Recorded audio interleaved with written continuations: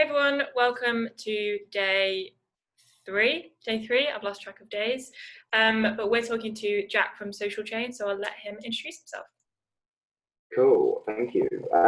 So I'm obviously, you say, Jack White. I graduated from Leeds Met University, now Beckett University. Not sure why they changed it.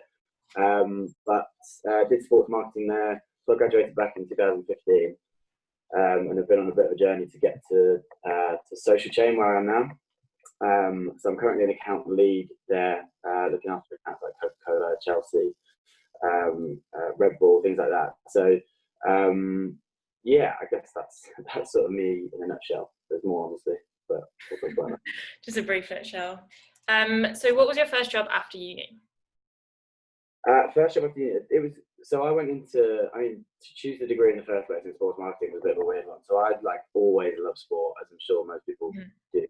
And then I found I think we were selling leather iPod cases that we just found random bits of leather that were going spare, and we made these leather iPod cases and we sold them, and that's when I found a love for business and was this just seems to fit.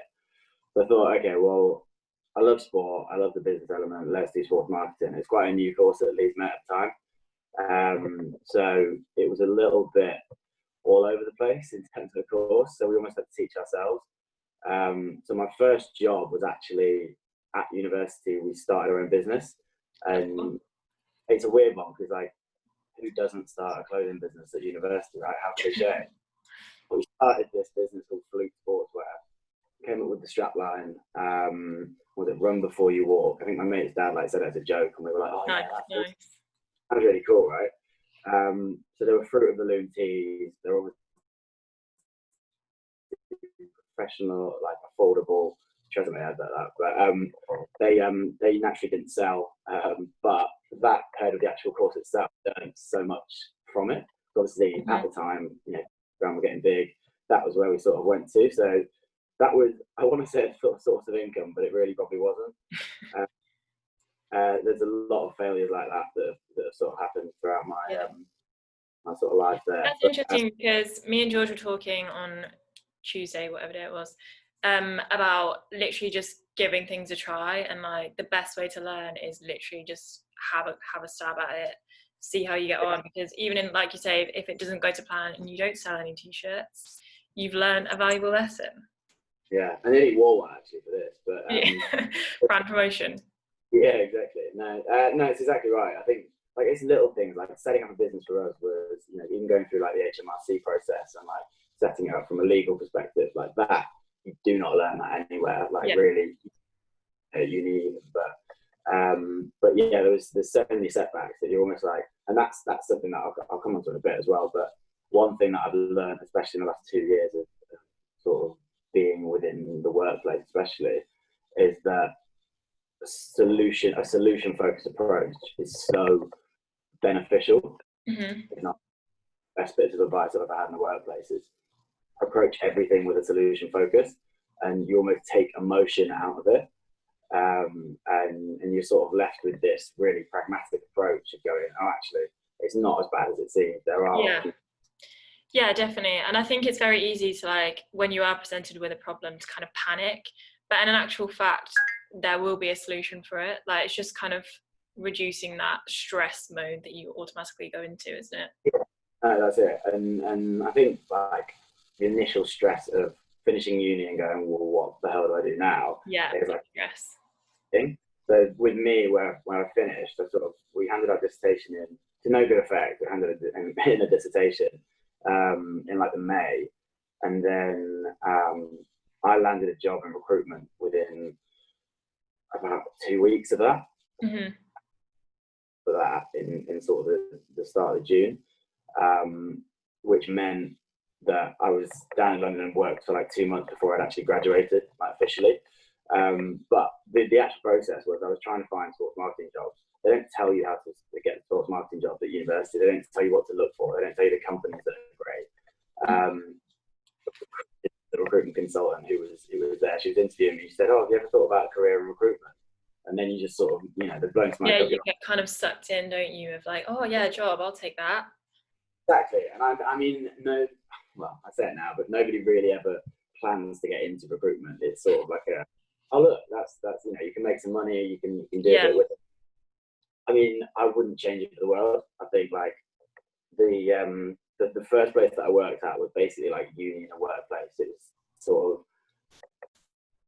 nights out all the time, like big sort of drinking culture, and I was like, this is brilliant, but is it real? Like, is it real life? Yeah, and I think it's very easy for that first job to, like you say, get wrapped up in something. But I've had friends that have like started jobs at big four companies and 2 years down the line have hated it and now switched to something completely new and they're at square one again. So as much as people say like you don't need to find your dream job in your first job, it is true. But at the same time, I think just like going to the first thing that attracts your attention, maybe just have a little bit of a consideration about what you like, even the field you want to get into. So like marketing, for instance, like just try and get a foot in the door with something there. Yeah, it's almost like, as you said earlier, like you make the mistake. Like that for me was my mistake, recruitment. And it's, I mean, I dragged it out a little bit in terms of I did 3.5, 4 years of it. That was me going, right, okay, well, I know that this job can make me money. And I'd actually learned, so the first thing you do is you go in, you have to recruit people for the business. So it's almost like that was their growth tactic, was bringing like juniors in to recruit in like-minded people. I was really, really good at that. So I literally just reached out to all my uni friends and I was like, guys, this is going to be awesome. Like, yeah, recruitment's the one. And I was that guy. And I was that guy. It felt bad, but, you know, it was, it got me to the next stage of that. And that's when I realized you actually make some money in this. But it was training as well at the same time. They were very, very cutthroat. So it's like a Wolf of Wall Street type of feel. There was a few Wolf of Wall Street parties, but will you spare us the details? Like, where is it? Yeah. So, but one thing that I took out of that, which I'd always say to candidates, and I think this is where like the understanding of the sort of recruitment market and understanding how to get into jobs initially, it was like a main thing was looking at motivations. Okay. And the was broken into sort of 3 categories, which I've always lived by. And I mean, it's the same in life in general, but you split them down into your career motivations, your lifestyle motivations, and your financial motivations. So, you know, what is it that makes you get out of bed in the morning? Why do you want this job? Or why do you want to get out of bed in the morning? Is it because you're driven by career? You can see yourself becoming the best in that industry or, you know, whatever it might be, or that company. Is it a lifestyle? So does your job offer you that sort of work-life balance? You know, is it in a nice location that you're happy to travel that far to work kind of thing? That lifestyle element, or is it the latter, which is finance? So are you having to pay bills? Is it essential that you make a certain amount of money to be able to get that, or will you build by making that much money as well? So usually sort of go into one of the brackets as a main thing. I mean, you do sort of cross brackets, but the main sort of drivers for you. So that initial one for me was finance, because I've come out of uni, that debt that we never really think is real, but it is real. But it is real, yeah. It is real, and it's like, well, fine, I want to make some money. And then I started realizing you can make money, and I was like, brilliant, let's do this then. So I did that for about 8 months, and for me, I was like, pat on the back, well done for sort of lasting that long. Quit there because I was like, right, recruitment's not for me. I'm gonna finish there. Moved back to the island of all places. I'm not from there, but my parents live down there, so I was like, right, okay, I'll go down to the Isle of Wight, a bit of peace and quiet for a bit, and I'll do a bar job. So I started a bar job, and then I just realised I'd lived away from home for 4 years, and I was like, I can't do this. I can't be under the roof of my parents. I feel like a lot of people might be going through that right now. Yeah, exactly. Like it's Excuse me. The lockdown, yeah. So it's like it was a tough one. So I sat down with my dad, and I was like, well, what can I do? Like I don't want to be here necessarily, not in the nicest way. Love you, but don't want to be here. Yeah, exactly. But I want to get out of it. So for some reason, we came to the conclusion that I'd travel to the other side of the world. Yeah, an obvious choice. Exactly, and I'd go and play rugby. So I was like, I'll find myself, I guess. So I went out and played rugby in Sydney for like 6 months. Did the whole travel up the East Coast and everything, and Bali and all that. And then came back and had a really weird turn of events where I lost a scooter. I got a scooter stolen in Bali, and I had flew back to Sydney and I Where had is 3 this weeks. gonna go? Yeah, and I had 3 weeks to fly back to the UK before my flight back to the UK, and I was like, I'm in one of the lowest places I've been. Like, it's horrible. And I was like, Dad, help me get home. And he was like, no, you've got to learn. And I was like, well, Yeah. that teach me at home, but okay, I'll go. Miyagi'd you.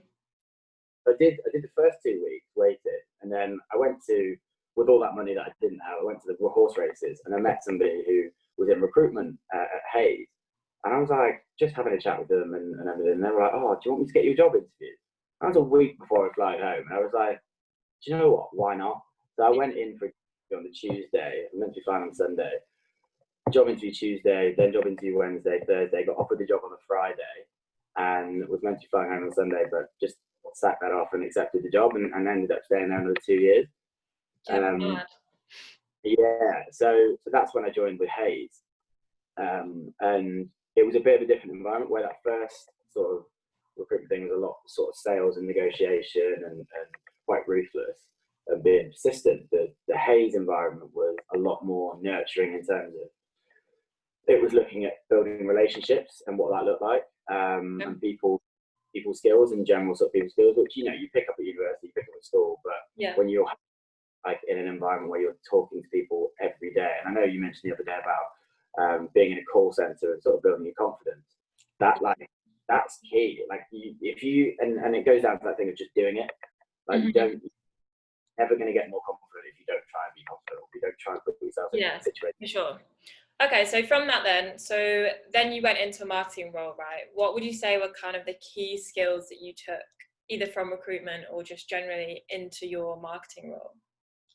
Yeah, so I think that whole, understanding of the market in general, because I did quite a few talks in the last year before last, of the industry itself. So understanding, how much money I could have got, how much sort of what the role looks like in itself, clients that I should be working with, the sort of areas that are good for growth. So I think like that knowledge of the industry really set me up quite nicely, and being in an accounts role as well is very relationship focused and sort of, so everything that I'd done in that sort of communication bracket, I would call it, was really, really helpful. Another sort of nugget of advice that I got from one of my friends' dads when I was like 15 was, you've got 2 ears and 1 mouth, use them in that ratio, which is a really nice way of thinking about it. It's like listening to what people have to say and just like understanding. You sort of always grow when you get more information from people. Yeah, for sure. And I think especially right now, there's a massive opportunity for that, because brands are opening up like their internal comms and like people are more on hand to talk about stuff. So for me, LinkedIn, I know you're not a bit anti-LinkedIn, but for me, LinkedIn has been a massive way to connect with people in the industry and find out a little bit more about where they stand. So my advice would be to people right now, because communications are kind of jilted, use those online forums that are so available and like get in touch with people, send them a message, even if it's on like Instagram page that you follow that you love. Like Miles said yesterday in our talk gave some really good advice to like start creating content for people, for brands that might be short on content right now. But again, joining that with what you were just saying, like just have a go, like give it a whirl and things. I was it's interesting you bring it up. I wanted to give a bit more context on why, and it's not I don't like LinkedIn. But it's when you spend like 4 years on it, you're a bit like, oh god. Recruitment LinkedIn is a bit different, isn't it? Yeah. So that's when, and obviously when I switched to go right, okay, I want out of recruitment. I'm going to go into this marketing role. Having been placing people in the roles that I kind of wanted for a while, I was relentless with LinkedIn because I'd been on it day to day. I kind of knew what people would respond to and people wouldn't respond to. It's a difficult one because like it's so generic and you've got to basically get through a really saturated market where there's thousands and thousands of people on there that are doing the exact same thing. However, having said that, there is nothing stopping people going directly to a co-founder, a founder, a CEO, head of HR of even the biggest businesses. Like you'd be surprised, as you said, people are sat at home, they're doing what we're doing. Like they are sat there, they've not got people pulling like them left, right, and centre necessarily. So they're more than happy. And the other thing is like everybody started somewhere. they just didn't have the tool that they didn't have the tool that we've got, which is like you can directly message like a CEO of Netflix. You know what I mean? So it's when you put it like that, it is actually a bit mental, isn't it? yeah. So I was trawling through some LinkedIn messages. So I was trying to find some examples about what you could say that, you know, when you're connecting and you've got those 300 characters to try and make it like a tweet really, but like what do you say there? Because the classic of them, which is almost a generic one, which is like, hey, it'd be great to connect. Like it's yeah, you know, they get it every day. So like make it a little bit more personal to them. And you know, it's like when you're writing an email, how do you grab their attention in the subject? So like grab their attention early on, like a casual hey as opposed to a dear or a hi. It just goes a lot further. More common as well. Like people forget LinkedIn is still like a social network, so people are on it. Like it's a personal profile, isn't it? Exactly, and I think like that goes to your own profile as well, which is it's really. And I think personal brands in general at the moment are huge. Like I mean, Steve Bartlett, the CEO of Social Chain, we've got a team of about 7 or 8 people who are his personal brand team, and that generates for our business, you know, brilliant leads that we sort of work off of. But your personal brand, obviously, when you finish university, is very, very different because you've not got, you know, years and years of experience or the actual experience itself. So what do you do? But this is effectively, you've got to think about it. This is your online CV. Like you have to be sensible. You have to be, if somebody clicks through after you sent that message, what are they seeing? You've got, what is it, like 7 seconds to make a judgment on somebody or to form a judgment of somebody. So that first 7 seconds, that's got to be your profile picture's got to be pretty either smart or you know, it depends what you want to give off. Like it depends what you are. If you're, you know, in the creative space, you can probably be a bit more relaxed with it. But if you're looking to get into a more sort of finance role, then probably a bit more suited and booted. But yeah, that initial sort of strapline as well on yourself is really essential. I mean, seeking opportunities as a graduate, I think we're all expecting people to be seeking opportunities as a graduate. So there's no point in using that space to probably write that in there. Yeah, I think giving as much detail as you can about all the internships. I think I looked back on mine yesterday and I've got about 10 internships that I've got on there, which, you know, they're pretty useless when I was actually there realistically. But I've actually got them and I've done it. And it's kind of like, I might as well show people that I've done it. I'm not trying to. It builds up to something, doesn't it? Like all those little things that you've done, you've learned something from. So. Yeah, exactly. I had a weird one. I'm actually working with them now, but we when I was at university, like second year, between second and third year, I was going to just break off and do a sandwich year where I was going to go to JD Sport, and I sat a week at JD Sport. It was meant to be a year-long placement, and I sat in the car at lunch, eating my lunch, and I was like, "This is horrible. I hate it." In there, I think. Yeah, so I was like, I don't know if I ever want to get into marketing. So that kind of like put me off at the first. But now I'm like working with it from an agency side, which is really interesting. Yeah, like LinkedIn is really, really key. And send as many messages as you can, and invest a little bit in it as well. Like you can get premium for free for a month.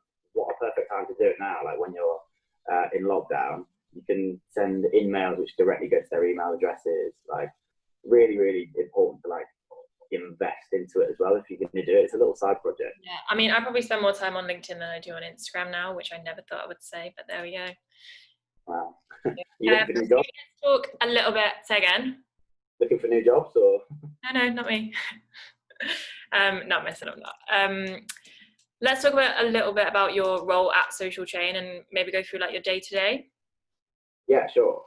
So when I first came in, it was kind of like it was obviously new to me in terms of like I've never sort of set foot here, but I think being in a workplace in general helped. But that first day, you're almost like confronted with, wow, this is so like such a steep sort of learning curve that I've got to get on. So I've seen every single day that I've been there as I'm not good at what I do, but I'm going to learn. Well, I'm sorry, I'm not good at what I do, but I'm going to learn every single day. Yeah. Something like learn and learn and learn. And all I'm doing for the first 2-3 years is just learn. If I get the shit job, I don't care. Like I'll be that bitch boy that needs to go and run around and do whatever. But in that as well. Just want to learn whatever it is. So sort of the main role that I'm in at the moment with the accounts team is looking after. I think I've got 6 clients mainly at the moment, but my main one being Coca-Cola. So that's the largest company, which is like amazing to get involved with. Like I was involved in the whole pitch process, which, in terms of the pitch process in general, how it looks would be those guys would go out to market Coca-Cola and say, look, we're looking for a new social content creation agency. And we get that direct email, and then from there we build a sort of pitch off the back of it. And that involved like 90% of our office. Like when you hear Coca-Cola might be coming in, the whole office, like you've got the design studio, you've got CEO Steve getting involved, you've got our strategy guys, influencers, and everybody sort of bangs their heads together. And it's amazing to see like how an agency can work like at full capacity. Like that is the top tier of like what I've always wanted to do. I want to get creative, so I want to come up with ideas that it's going to be like that Coca-Cola would use. How cool would that be? I want to be in sort of a situation where if we are bringing up ideas, like are they game-changing ideas? Like that's where Social Chain was sort of founded and built off. Is these ideas sort of challenge home and challenge sort of fundamental things that people sort of know to be true. So yes, it's client contact really at this stage. Now we've sort of brought them on, and it's making sure that what we're doing is at the forefront of everything that's possible within social media. A benefit that we've got with Social Chain is our arm of the business is the agency arm. We've also got a media side of the business. So you may have heard of Sport. So they're like a massive sport network. So they've got like 15 million followers. And it originated from like a Mickey take of BBC Sport, and they've sort of grown it and grown it and grown it. So we've got that. We've got Student Problems. We've got Music Life, Gamebite, one of the biggest gaming networks going. So what we can do with that is if we come up with an idea and we think it might, bang on social, then we say, guys, can you test it out on your network? And we test it out and go, really works. Now we'll take it to the client. Okay, so there's a lot of trial and error still. Yeah, I think like that's agencies in general are quite flexible, or they tend to be quite flexible, and the ones that are do really well. So things like turnaround time. So if a client comes to you and says, look, we need 10 influencers by tomorrow who've got this, blah, blah, blah, blah. It's being able to go away and like really sort of make it a bespoke campaign for that business. I think, I'd say the flexibility of Social Chain is what really makes them the top business. Yeah, for sure. So, question for you: what do you think it was that like propelled you to get your job at Social Chain? Do you think there was a particular skill, or do you think it was your experience? Yeah, I'd say it was the sort of the client management and the problem solving arm of what I've been doing. I had to go through 6 rounds of interviews still. Like it was a tough process, and I think like having interviewed thousands of people myself, it was kind of like I enjoy interviews because I've never really like got shy or got scared from them. I think I really just enjoy like speaking about like what the opportunities for that business was. I think like the best thing to do in an interview that I've always found is to really invest yourself in their business and be passionate about their business. If you are, like obviously if you're going for a job that you can't get passionate about in that interview, then you're probably going for the wrong job in general. Yeah, that's so true. Weirdly, my sister's actually been doing interviews for the last couple of weeks, and she had like a week of interviews where she was like coming out like buzzing about it because you were talking about it, and she was kind of going through the whole process. But she had one interview early this week, and she was just like, that was it, like that was the one that I want. And it was just like in a whole new league to the other ones, because when you start doing a few, you kind of get to a point where like it's evident in the way you speak and like how you communicate. Yeah. Passionate about the company. So I think interviewers like often prepare you to like answer a certain type of questions. What they don't prepare you for is like how to be like invested in something, like you say. So yeah, no, definitely. I think that feeling when you come out of something like that, it resonates in everything. Like we came out of the Coca-Cola pitch and we were like, yeah, that's one. You're just like, yeah. Going to a uni presentation, you're like, yeah, smash that, or dissertation, massively, but like that kind of thing. So it's like you're exactly right. When you're in there, it's like showing a genuine interest, like even in just the person themselves. Like when you that first like 5-10 minutes, don't talk about you, don't talk about the business, don't talk about what you've done. Talk like to them as a human being. As soon as you break that barrier of like, we're both people, like that is the most fun. I think like as much as you say you're good at interviews, I absolutely shit my pants basically when it comes to interviews. So I just go with the tactic of like trying to be friends with the person as much as I possibly can and trying to avoid talking about myself. Yeah, I think a really interesting one. So Steve's, well, obviously Social Chain, the way that it was built was on the basis of you don't.